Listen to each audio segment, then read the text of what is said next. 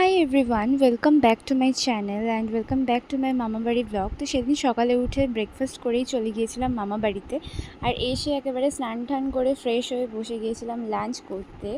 আর ওখানে যেহেতু ওই দিন আমার মাসিমণি এসেছিলো, তো ওরা আমাদের ইনভাইট করেছিল, মানে আমাকে আর মাকে। আর লাঞ্চে ছিল ভাত, বেগুন ভাজা, পটল ভাজা, নিমপাতা ভাজা, মাংস, আর তারপরে লাস্টে ছিল চাটনি, পেঁপের চাটনি।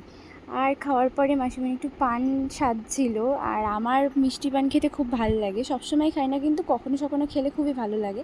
তারপরে একটু পাওয়ার ন্যাপ নেওয়ার পরে বিকেলবেলা চা খেয়ে আমি, মা আর আমার মাসিমণি মিলে বেরিয়ে গিয়েছিলাম আমার মামাবাড়ির সামনে একটা ছোট্ট রথের মেলা হয়, তো ওই মেলাটা ঘুরতে। এটা কিন্তু রথের দিন না, বাট ওই যে 7 দিন চলে ওর মধ্যে একদিনের ভ্লগ।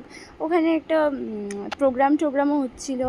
আর মেলা মানে তো নানা রকমের দোকান টোকান, তো কিছু খুচরো খাচরা কেনাকাটা করে। আর এই যে রথটা দেখছো, এটা ওখানকার খুব ফেমাস রথ। তো রথ দেখে আমি আর মা ট্রেনে উঠে পড়েছিলাম বাড়ি আসার জন্য।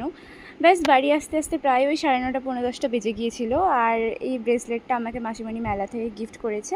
আর এই আমড়া মাখাটাও মাসিমণি আমার জন্য পাঠিয়েছে।